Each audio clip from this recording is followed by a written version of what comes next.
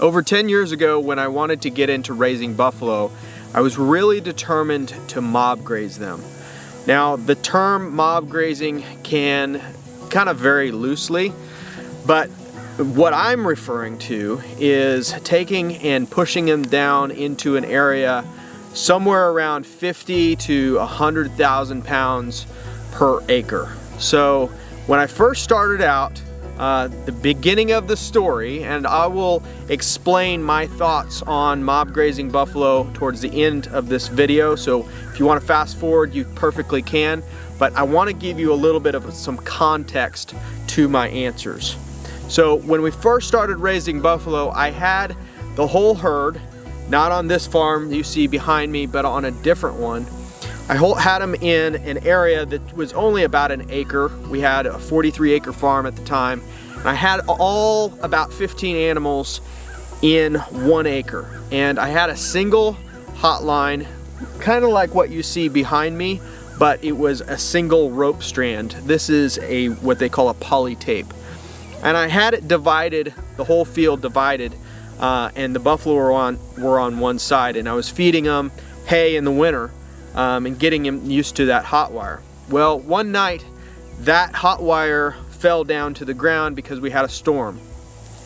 I went out there and I stepped over that hot wire, and my lead cow followed me when I went out there, and she watched me step over that hot wire, looked at the hot wire, looked at me, and then jumped. Now previously they were separated by that hot wire for an entire month. It was perfectly fine until they watched me step over it, realized that they could do it, and literally she jumped and the whole rest of the herd came over and jumped, and I had trouble ever since. So the context of that is they're really adaptable, they're really smart, they're really observant. And so then I would move to like a two hot wire, and then a 3, and then a 4, and I changed all different combinations. We ended up selling that herd due to different circumstances, got out of buffalo, took about a 5-6 year break, and then got back in. Well, so we moved to this property, and I told my wife Heidi that I was determined to figure out how to mob graze buffalo. And the thing is, mob grazing buffalo, you really have to have a temporary system like this in order to make it work. Because if you have a permanent system, if you have permanent fence built everywhere, it gets extremely expensive, extremely time consuming to set it all up. It's mainly the expense though. So I set out early this spring, it was actually real early, probably winter time, to figure out how we can mob graze them. So early spring, we had about 30 animals out here. And what I did is I started at the front of the property, and I wanted to work my way all the way around the property and basically do a big loop through the whole year. And it was going to take somewhere around 200 to 250 days in order to get back to that same spot that they mob grazed. So we started out early spring, winter, and tried a bunch of different combinations. We started out with poly tape, or excuse me, poly wire, single strand, and the height was somewhere around waist height, or about the height of what you see behind me. They wanted to get out of that. Now, there was a couple different reasons why I think they wanted to get out of that. One being that we had little calves. Now I'm talking little calves that were red. They were lower than waist height tall, and they didn't have their mothers with them. And that is a key piece to this story. They didn't have their mothers, so they didn't have that instinct to stay with the herd. And so they would try to wander, and they would wander around, and they would tend to wander underneath that hot wire. So I went to 2 hot wires. We went to about waist height, and then we went low, below that. And they seemed to want to get out of it again. One of the things with buffalo is that they are a little bit hard of seeing. so they don't see as well as beef cattle do. So I decided, okay, let's transfer from the poly tape, or poly wire, excuse me, to poly tape. So I went to a 1/2 inch poly tape, what you see behind me, and that seemed to work. 2 strands, poly tape, you can see it really well from a long ways away, and I used white so it was contrasting really well with the green grass and even kind of brown grass at that time in the winter. That worked for a little while until it didn't. And then I noticed some of the older animals started jumping over the wire. So buffalo can jump 6.5 feet from a standstill. So I decided, okay, let's take 2 posts and let's wire them together just like that, and we'll see if we can get some better height over it. Because I had a friend of mine, he used to be a fencer for a long time. He built cattle fence for 25 years, and he always told me that if the animal can see over the fence, they have a tendency to want to jump over the fence. And so I thought, okay, let's get this height above the buffalo's eyeball height. So we did that, and that worked pretty good.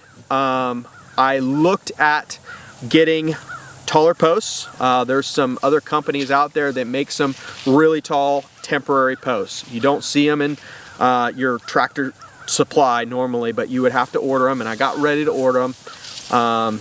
They ended up having them sold out, so wasn't able to order them, fortunately. So I ended up taking a whole bunch and I put them together, ran three lines, and that worked until it didn't. And some of the little calves started getting out from that lower line. So I went to 4 lines, and that worked for a while. I bought a whole bunch of rapid reels, got 10 different rapid reels, really had what I thought was starting to figure out the system. It was very, very, very cumbersome though, because when you have 4 strands, you're having to walk the field just on one leg, up, back, and then taking it up, back, every day just on one leg. So you got 4 sides depending upon how your system is set up.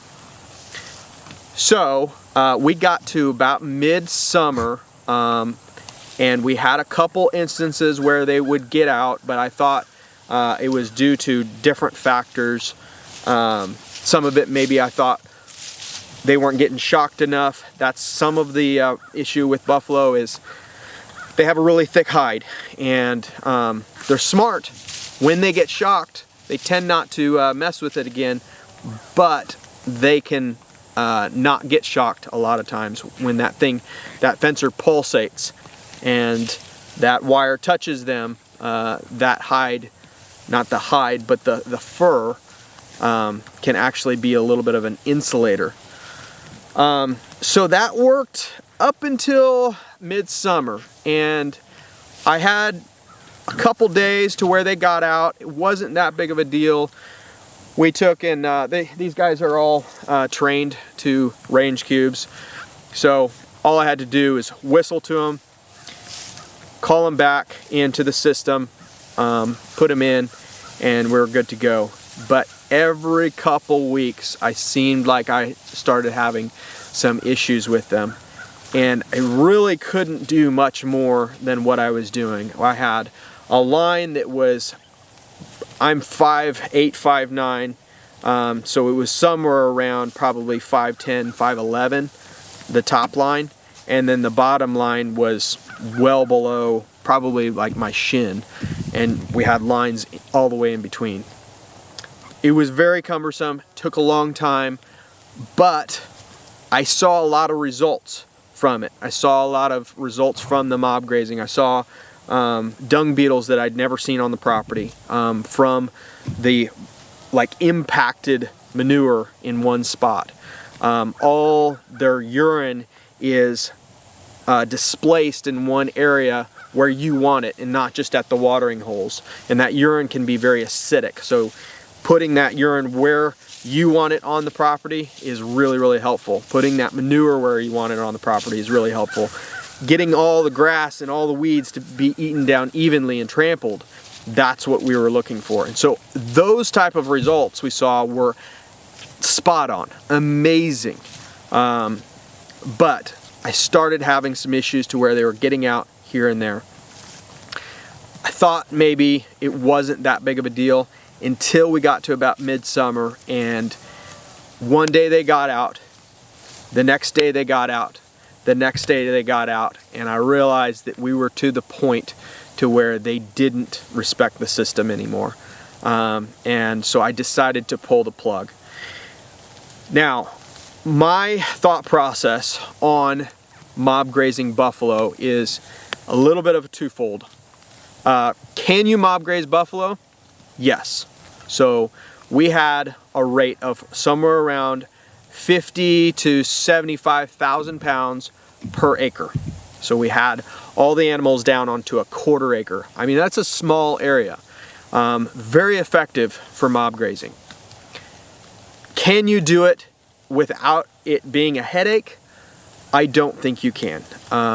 Now, if you had a permanent system that was set up that was a stronger fence, maybe something that was a high tensile 12.5 gauge that they respected a little bit more, I can see that working. But you're talking like on an area like this is 80 acres. Like I said before, once we started the beginning of the system, they weren't going to hit that system again until like 200 or 250 days. That means you're at 250 or 250 paddocks.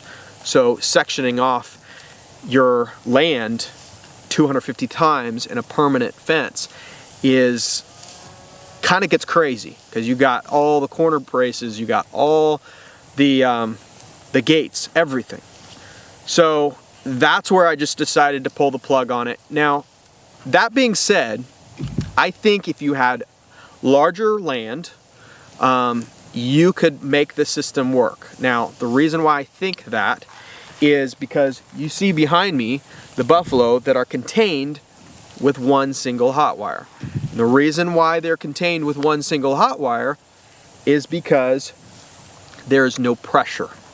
So the animals that are out in this field are now released onto 55 acres. So they've got 55 acres to go wherever they want. And this hot wire is just separating my yard. I just don't want them in the yard. And I've had them out here for I don't know how long, a few weeks. They have no issue coming into the yard. They have no issue wanting to come into the yard. I don't have any problems with them, but there's no pressure. They've got all the grass, all the minerals, all the water they want, and they don't feel like they need to be over here.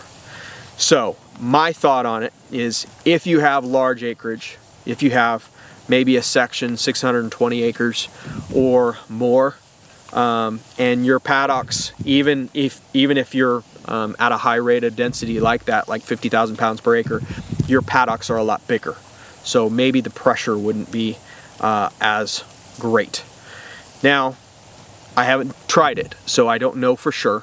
And it would just take somebody experimenting on that. That's not my system.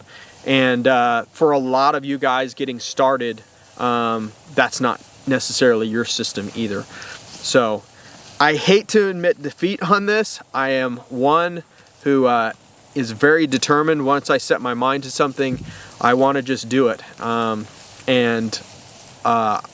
I said, I hate to admit the defeat, but I am going to be humble enough to say, no, it doesn't work with buffalo. So, does rotational grazing work with them? Absolutely.